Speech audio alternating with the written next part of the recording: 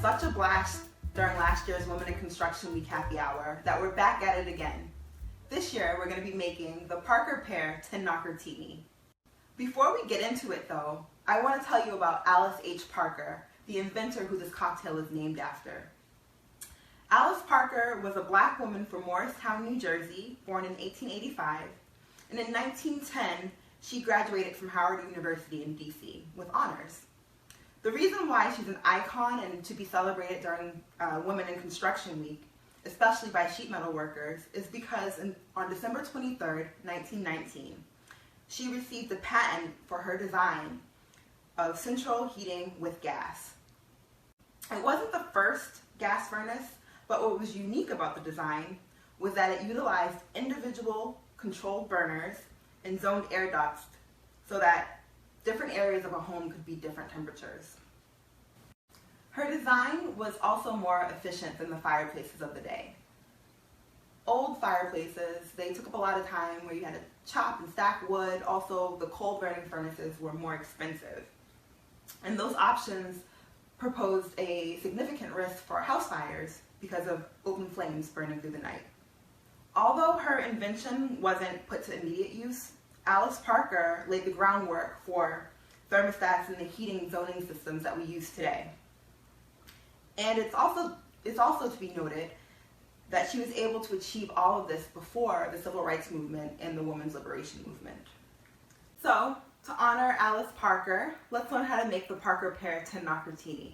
The ingredients you're going to need some water, sugar, ginger. You're going to need your choice of vodka, lemon juice, ice, and lemon seltzer water, as well as a can of pears. So the first thing we're going to do, which I've already prepared, is a ginger simple syrup. And the way that I did that was I took 1 cup of sugar, 1 cup of water, and about a 1/4 inch slice of ginger, and I put it in a pot on the stove and let it boil and all the flavors simmer together. And then I poured it into this measuring cup to let it cool to prepare for our martini. The second thing you're going to do is take your shaker or whatever you're going to be preparing your drink in, and you're going to add 2 slices of canned pear and mash them together and make a pear puree. Make sure it's nice and fine, like a real puree, otherwise you might have problems making it liquid enough to pour in some martini glass later.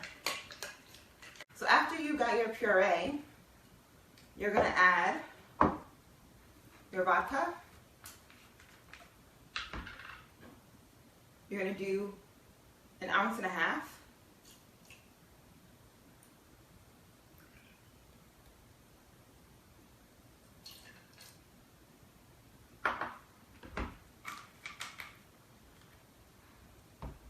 You're going to add 1/2 ounce of lemon juice.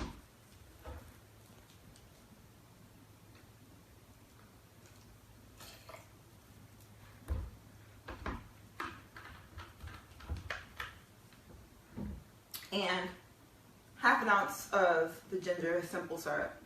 If you like it on the sweeter side, feel free to add a little bit more. I'm going to add a little bit more. I have a sweet tooth. So I ended up adding maybe about 3/4 of an ounce of the ginger simple syrup. Then you're going to add 1.5 ounces of the pear juice from the can of pears.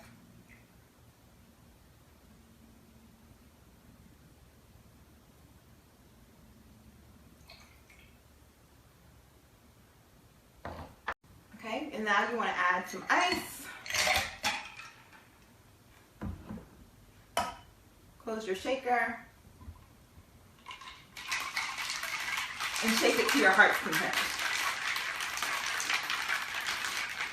And when you're ready, you're going to pour it into a martini glass.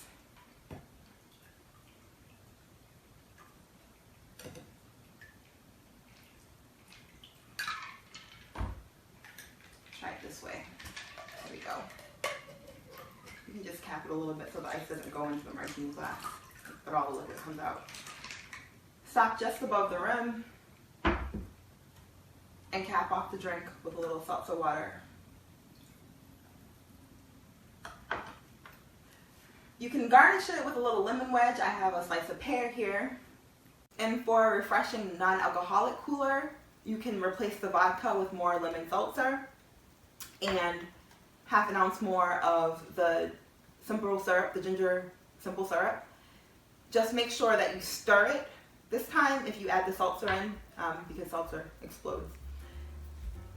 And with that, in honor of Alice H. Parker, let's raise our glasses to the Parker PEAR TINKNOCKER-TINI. Enjoy.